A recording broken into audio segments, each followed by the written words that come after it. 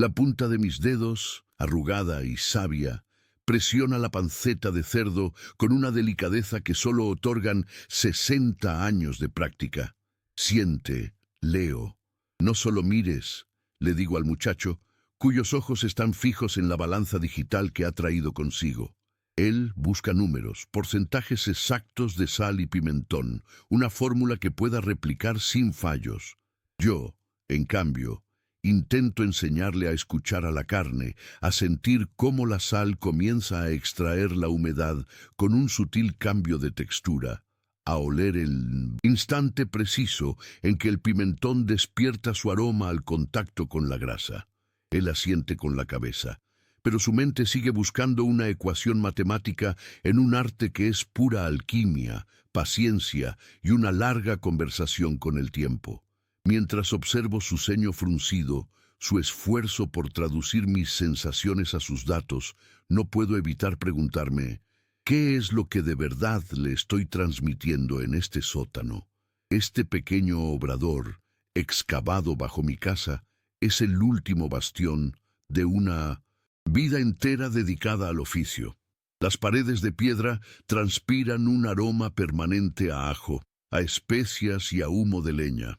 Un perfume que se ha adherido a mi piel y a mi alma. Cada herramienta que cuelga en los paneles de madera tiene su propia historia. El cuchillo de despiece con el mango gastado por la mano de mi padre, la picadora de hierro que chirría como un viejo conocido, los ganchos de forja que esperan pacientemente su carga. Antes de que Leo llegara, este lugar era un santuario de 1960. Silencio. Un museo de mi propia vida, donde el único visitante era yo. Ahora, el sonido de sus preguntas y el brillo de su curiosidad han desempolvado no solo las herramientas, sino también el propósito que creía haber perdido para siempre junto a mi Marta. Le pido que deje la báscula a un lado, solo por un momento. La receta es un mapa, Leo, pero no es el territorio. Le explico mientras cojo un puñado de pimentón de la vera. Mira el color. ¿Ves este rojo profundo? Casi como el de un atardecer. Eso es vida. Ahora huélelo. Cierra los ojos. Le acerco la mano para que aspire el aroma ahumado y dulce. Cada partida de pimentón es distinta. Cada cerdo ha tenido una vida diferente, una grasa con su propia personalidad.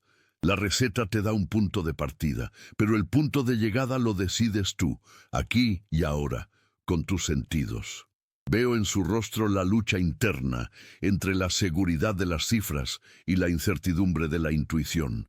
Le estoy pidiendo que salte al vacío, que confíe en algo más que la lógica, y eso, para su generación, es casi un acto de fe.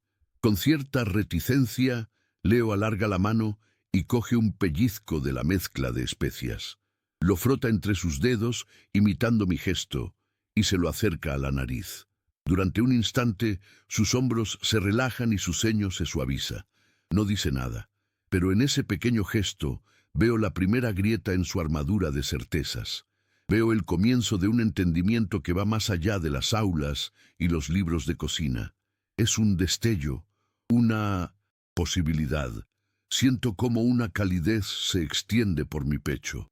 La sensación de que la semilla que estoy plantando ha encontrado tierra fértil. Me doy cuenta de que este proceso es tan vital para mí como para él. Yo le entrego mi saber, y él me devuelve la razón para seguir sabiéndolo. ¿Tienes tú también algo valioso que enseñar? El primer gran obstáculo apareció con la salazón. Leo, con su mentalidad de cocinero moderno, quería pesar la sal al miligramo. Julián, la receta estándar dice un 3% del peso total, argumentaba, mostrándome una tabla en su teléfono móvil. Yo negué con la cabeza y le acerqué un barreño lleno de sal gruesa. La carne te dirá cuánta sal necesita. El aire te lo dirá. La humedad de hoy te lo dirá, le expliqué. Coge un puñado, siente su peso, su textura, ahora extiéndela sobre la pieza como si la estuvieras arropando para un largo sueño. Su frustración era palpable. Quería certezas, reglas fijas, y yo le estaba ofreciendo intuición, una conversación silenciosa con los elementos. Necesitaba que entendiera que esto no era química de laboratorio, sino una danza antigua con la naturaleza. Y él aún intentaba contar los pasos en lugar de sentir la música. Le pedí que cerrara los ojos y que solo usara sus manos. Al principio se resistía, pero insistí con suavidad. Tus manos saben más que tu cabeza en este momento, chaval. Confía en ellas. Le guié para que sintiera las partes más húmedas de la carne, esas que necesitarían un poco más de sal para empezar a curar, y las más finas, que se quemarían con el más mínimo exceso, volviéndose duras como una piedra. Le hice oler la sal marina, oler la carne fresca, sentir la temperatura del obrador en su piel. Era una lección difícil, porque le obligaba a desaprender todo lo que le habían enseñado, a soltar el control numérico y a abrazar la hermosa incertidumbre del artesano. Veía en su rostro la batalla interna entre el método que le daba seguridad y la tradición que yo intentaba inculcarle, un camino sin mapas claros. Mientras lo observaba luchar con el tacto y el instinto, un recuerdo nítido vino a mi mente, tan claro como el aire de invierno. Mi padre, con sus manos como mapas de trabajo y vida, enseñándome exactamente lo mismo en este mismo sótano. Yo tendría unos 10 años, y mi impaciencia era aún mayor que la de Leo. Recuerdo su voz grave y serena, un ancla en mi niñez. Julián, el cerdo ya ha hecho su parte, que es darnos su vida. Ahora nos toca a nosotros hacer la nuestra con calma y respeto. Si te apresuras, si no escuchas lo que la pieza te pide, solo conseguirás un trozo de carne salada. Pero si tienes paciencia, si aprendes su lenguaje, te regalará un tesoro. Estaba reviviendo la misma escena, pero ahora yo era el maestro, y sentía el peso y el honor de ocupar su lugar. Intenté transmitirle esa misma sensación a Leo, la idea de que esto era más que un procedimiento. Le conté la historia de mi padre, de cómo él creía que cada pieza de embutido guardaba un poco del alma de quien la hacía, y que por eso era tan importante estar presente, con todos los sentidos alerta, durante el proceso. No estamos fabricando un producto en serie, Leo. Estamos cuidando de una transformación lenta y milagrosa. Somos los parteros de un sabor que están haciendo poco a poco, día a día, le dije en voz baja. Creo que esas palabras, esa conexión con una línea de conocimiento que se extendía mucho más allá de mí, finalmente resonaron en él. Dejó el teléfono a un lado, boca abajo sobre la mesa, y hundió las 2 manos en la sal con una nueva determinación en la mirada. El resultado de ese primer intento fue un pequeño y honesto desastre. Nuestro primer chorizo, tras unas semanas de curación, estaba saladísimo, casi incomible. La cara de decepción de Leo fue un golpe para mí. Me dolió casi tanto como a él. Lo siento, Julián. He fallado, musitó cabizbajo, sin atreverse a mirarme. Yo cogí uno de los chorizos, lo corté en una rodaja fina y lo probé. Asentí, lentamente, masticando con atención. No has fallado, Leo. Has aprendido la lección más importante de todas, la humildad ante el proceso. Le expliqué que probablemente no tuvimos en cuenta la sequedad del aire de esos días, que hizo que la pieza perdiera humedad demasiado rápido y concentrara la sal. El fracaso no era el final del camino, sino la primera señal que nos indicaba la ruta correcta. En lugar de desanimarnos, tomamos ese fracaso como nuestro nuevo punto de partida. Sacamos su libreta y mi vieja memoria y empezamos a cruzar datos como si fuéramos 2 detectives tras una pista. Él anotaba la temperatura y la humedad relativa que marcaba una pequeña estación meteorológica que había traído, y yo añadía mis observaciones, mi saber empírico. Viento norte seco, se nota en la piel. Sensación pegajosa en el aire, huele a lluvia. Olor a tierra mojada desde la ventana del patio. Empezamos a construir un puente entre su mundo de datos precisos y mi universo de percepciones sensoriales. Ya no éramos un maestro y un aprendiz en dos orillas distintas, sino dos ingenieros construyendo juntos sobre el mismo río, uniendo lo mejor de dos épocas para crear algo más fuerte. El siguiente lote lo preparamos juntos, pero esta vez la colaboración era real, una simbiosis perfecta. Él pesaba la sal como punto de partida, creando una base científica, y yo la ajustaba a ojo. Pero ahora él entendía la razón de mi ajuste, lo sentía en sus propias manos.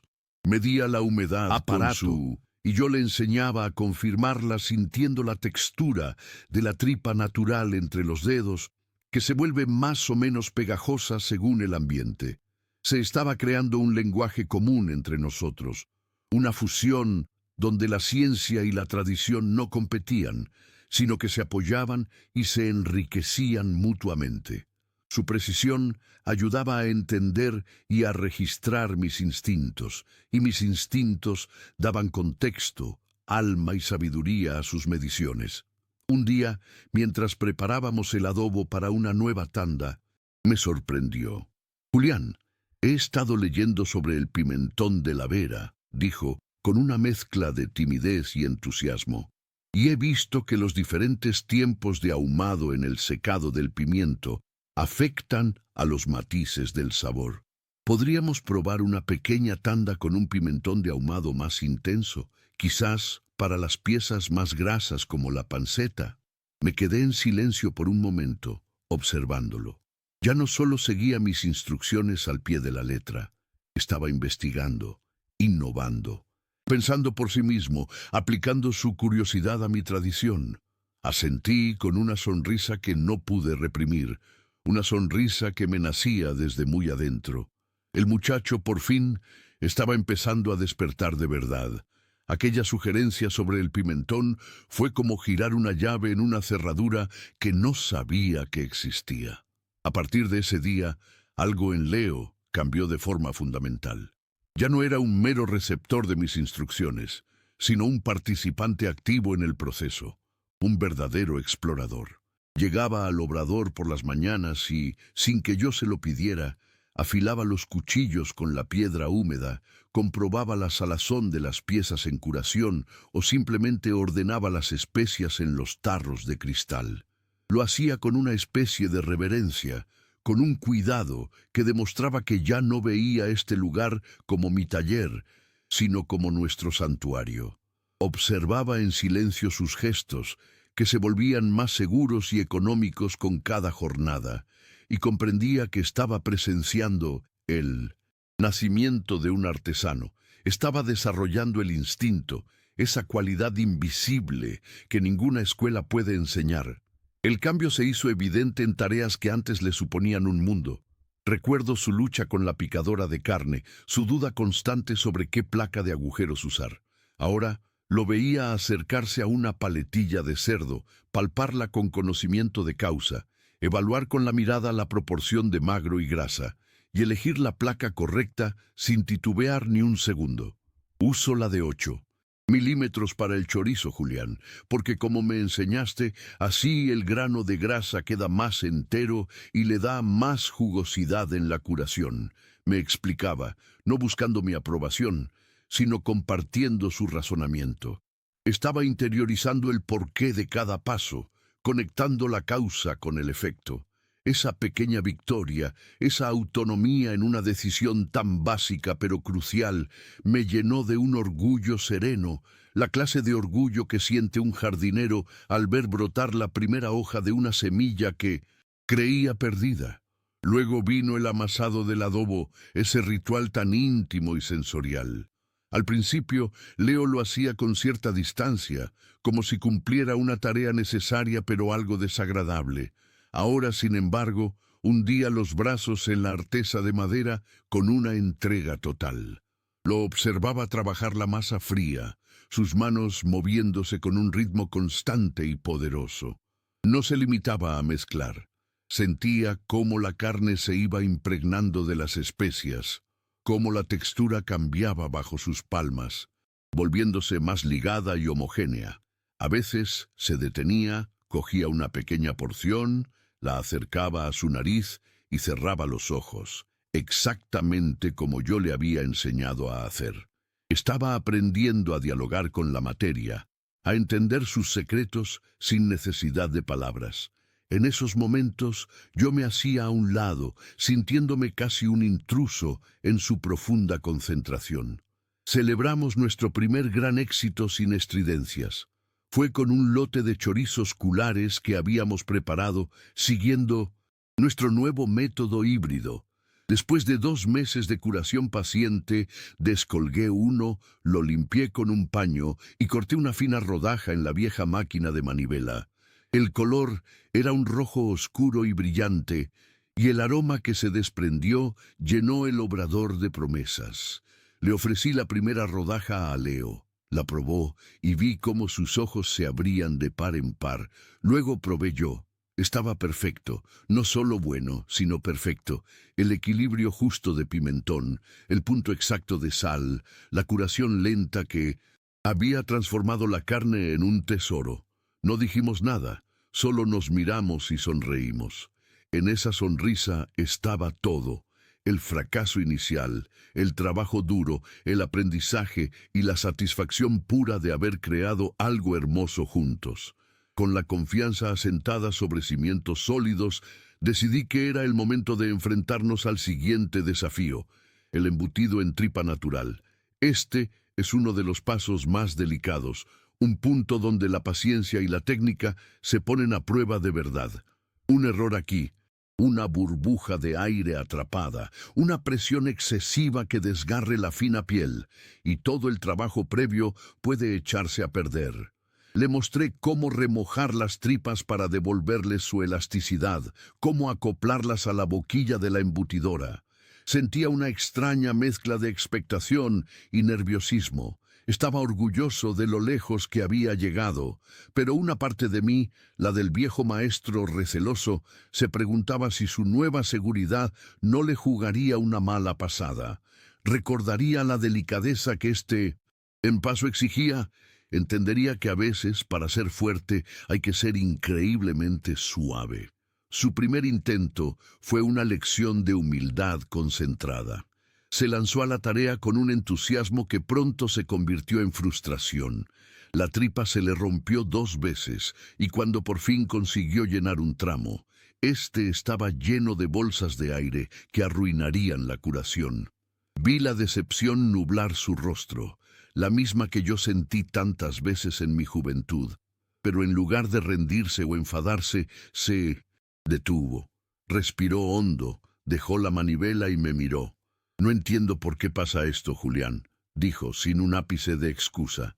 «Siento la carne entrar, pero no consigo que el flujo sea constante. ¿Es la velocidad? ¿La presión?» Su pregunta me demostró que había aprendido la lección más importante de todas, que el fracaso no es una sentencia, sino una pregunta que te obliga a buscar una respuesta mejor. Me acerqué y puse mis manos sobre las suyas en la manivela de la embutidora.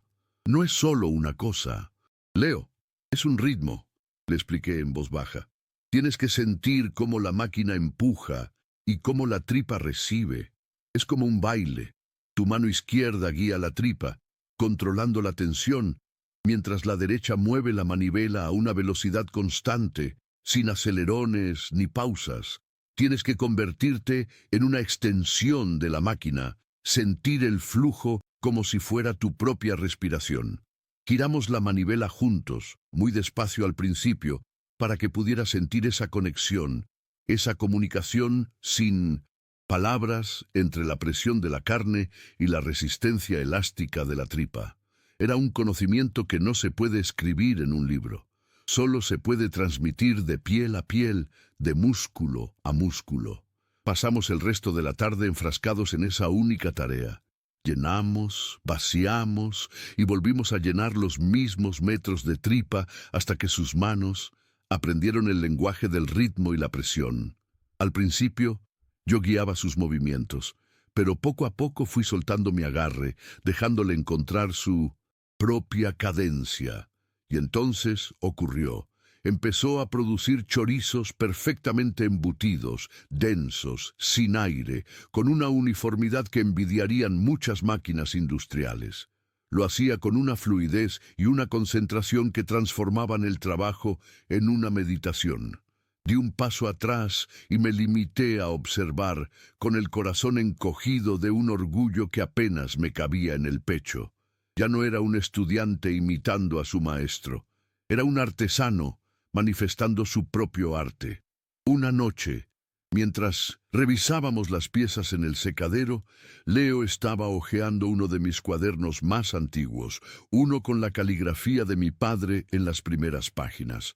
Sus páginas estaban amarillentas y manchadas por décadas de uso. Se detuvo en una receta especialmente compleja, la del morcón ibérico, una pieza noble y difícil. «Julián», dijo con un brillo de audacia en los ojos, «creo que estamos listos para esto». Su propuesta no era la de un alumno pidiendo permiso, sino la de un socio sugiriendo el próximo proyecto. Veía en su mirada no solo curiosidad, sino la confianza de quien se siente preparado para escalar una montaña más alta. Esa ambición, ese deseo de ir más allá, me contagió una energía que creía haber perdido para siempre, la emoción de un nuevo y gran desafío. Acepté su reto, pero con una condición que lo cambiaría todo. «Muy bien, chaval, haremos el morcón», le dije, mirándolo fijamente a los ojos. «Pero esta vez diriges tú, yo seré tu ayudante. Tú tomarás decisiones, desde la elección de la pieza hasta el último nudo del atado. Yo solo estaré aquí para responder tus preguntas, si es que las tienes». Vi un destello de pánico en su mirada, seguido inmediatamente por una resolución de acero. Era su examen final, la prueba definitiva de su autonomía. Un nudo de aprensión y expectación se formó en mi garganta. Había llegado el momento de soltar la red de seguridad, de confiar plenamente en que las alas que le había ayudado a construir eran lo suficientemente fuertes para volar solas. Mi legado ya no estaba en mis manos, sino en las suyas. El día que nos enfrentamos al morcón, el aire en el obrador era distinto, cargado de una solemnidad casi religiosa. Leo se movía con una calma que desmentía la magnitud del desafío. Yo me había retirado a mi viejo taburete en un rincón, cumpliendo mi promesa de ser un mero espectador, un consultor silencioso. Lo observé seleccionar las mejores carnes de la paletilla, picarlas con el grosor exacto y preparar el adobo con una precisión que ya era suya, no una imitación de la mía. Veía en sus gestos una mezcla perfecta de todo lo que habíamos construido juntos, la base de mis enseñanzas sensoriales, reforzada por la estructura de su conocimiento técnico. Sentía un nudo en el estómago, una extraña combinación de orgullo paternal y el pánico del piloto que cede los mandos por primera vez. Estaba presenciando el nacimiento de su autonomía y era tan aterrador como maravilloso. Tras embutir la carne en la ancha y delicada tripacular, llegó el momento de la verdad, el atado. Este paso es el que distingue a un artesano de un aficionado, la firma final que garantiza una curación perfecta. Le vi coger el rollo de bramante y esperé verle iniciar el nudo corredizo que le había enseñado, el que mi padre me enseñó a mí, y que se ha repetido en esta bodega durante casi un siglo. Me preparé para darle un último consejo, para recordarle la importancia de la tensión inicial, de sentir cómo el nudo abraza la carne sin estrangularla. Mis labios se entreabrieron, listos para soltar la frase que tantas veces había repetido. «Recuerda, Leo, el primer nudo es la base de toda la casa». Pero la frase murió en mi garganta antes de nacer, porque lo que vi a continuación me dejó completamente helado. Leo no hizo el nudo corredizo.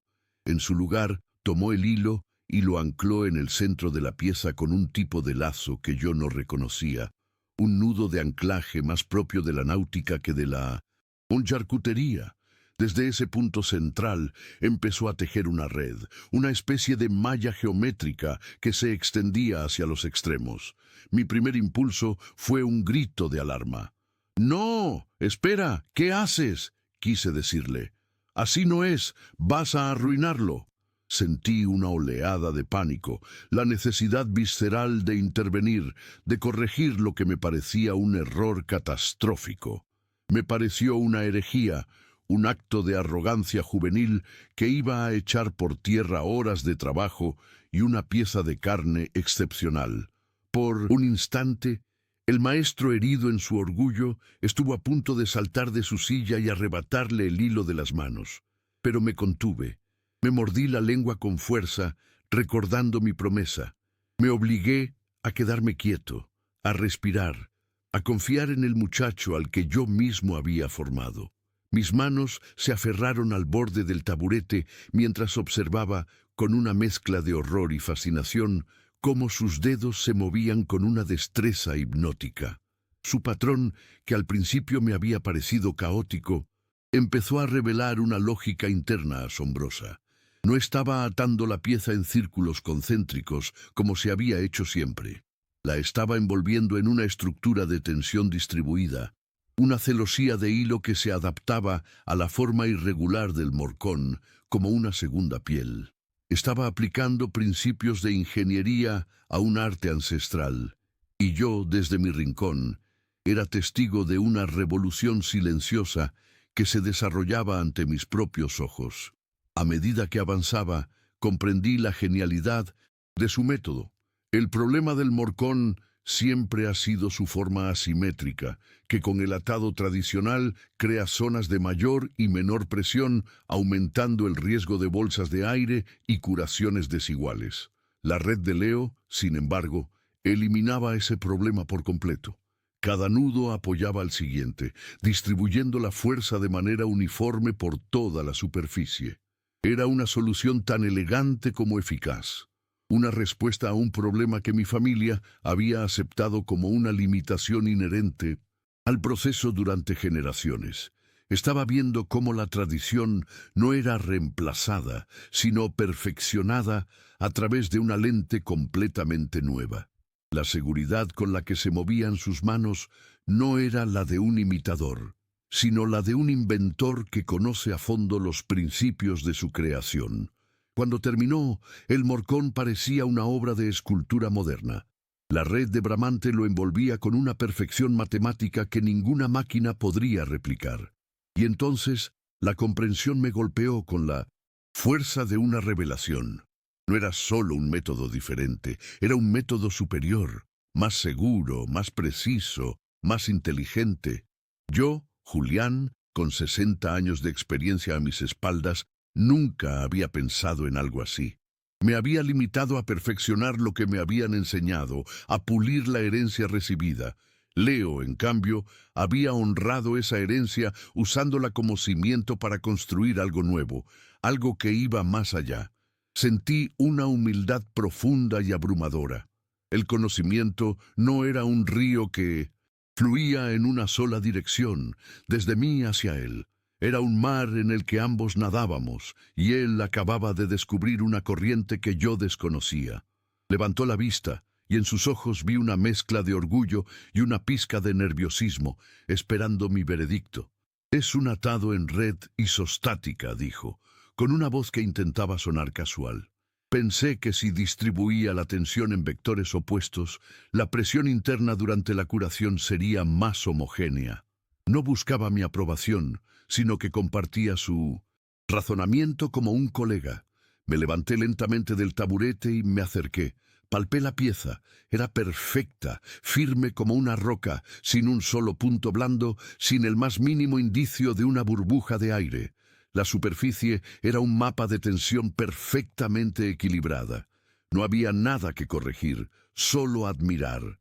Sentí un nudo en la garganta, pero esta vez no era de pánico, sino de una emoción tan intensa que casi me ahogaba por completo. Finalmente conseguí hablar. Mi voz sonó ronca, extraña a mis impropios oídos. En toda mi vida, dije, mirándolo directamente a los ojos. Nadie me había enseñado algo nuevo sobre este oficio. Hasta hoy, una sonrisa lenta se dibujó en su rostro, una sonrisa de alivio y de alegría compartida. En ese preciso instante, la última barrera entre nosotros se disolvió. Ya no éramos maestro y aprendiz. Éramos dos artesanos, dos eslabones de la misma cadena, uno forjado en la experiencia del tiempo y el otro en el brillo de la innovación. Comprendí que el verdadero legado no consiste en crear una copia de uno mismo, sino en dar a alguien las herramientas para que te supere. Y Leo, mi muchacho, lo había conseguido. El futuro de este pequeño obrador y de todo lo que significaba estaba a salvo. Estaba evolucionando. Unas semanas después de aquella revelación, llegó el día que secretamente temía y anhelaba a partes iguales. Leo se presentó en el obrador una mañana, con el alba despuntando, y me dijo con una calma que me desarmó: «Hoy lo hago yo todo, Julián, de principio a fin. Tú solo siéntate y disfruta». Me retiré a mi viejo taburete en el rincón, sintiéndome como un espectador en mi propio teatro, y lo observé. Vi cómo seleccionaba las piezas de carne, no solo con la vista, sino palpándolas, sintiendo su firmeza, su proporción de grasa, tal y como le había enseñado. Lo vi afilar los cuchillos, con un ritmo constante y seguro, un sonido que ya no era de aprendizaje, sino de dominio. En sus gestos se fusionaban la sabiduría de mis manos y la precisión de su mente, moviéndose con una economía y una gracia que me dejaron sin aliento. Ya no era el estudiante que imitaba, era el artesano que creaba. Presencié en silencio cómo se enfrentaba a cada paso del proceso con una autonomía absoluta. Preparó la salmuera, no solo pesando la sal, sino sintiendo su textura, oliendo el aire del sótano para ajustar la cantidad, tal y como hacíamos juntos. Luego, mientras adobaba la carne, lo vi consultar un momento la tablet para verificar la humedad, e inmediatamente después cerrar los ojos y hundir las manos en la mezcla, confiando en el tacto que había desarrollado. Era la encarnación perfecta de nuestro puente entre dos mundos. No había duda en sus movimientos, no había vacilación. Cada acción fluía hacia la siguiente con una lógica natural, una coreografía de trabajo bien entendido y profundamente asimilado. Me di cuenta de que ya no me necesitaba para guiarlo, ni siquiera para corregirlo. Mi presencia allí era puramente testimonial, el testigo de honor de un rito de paso. Y entonces, una vez más, me sorprendió. Al llegar el momento de atar un lomo, utilizó su revolucionario nudo isostático, esa firma personal que ya había hecho suya. Pero esta vez, antes de empezar, roció el bramante con una finísima bruma de agua y brandy que había preparado en un atomizador. Le observé, perplejo, mientras explicaba para sí mismo en un susurro: «Así el hilo tendrá un punto extra de humedad y se tensará ligeramente al secarse, abrazando la carne con más firmeza a medida que cura». Fue un detalle minúsculo, una innovación sutil que a mí jamás se me habría ocurrido, pero que demostraba un nivel de comprensión del proceso que iba más allá de la simple ejecución. No solo había aprendido las reglas, sino que había empezado a jugar con ellas, a escribir sus propias estrofas en el poema de la charcutería que yo le había enseñado a leer. Cuando colgó la última pieza en el secadero, el obrador quedó en silencio. El trabajo del día estaba hecho.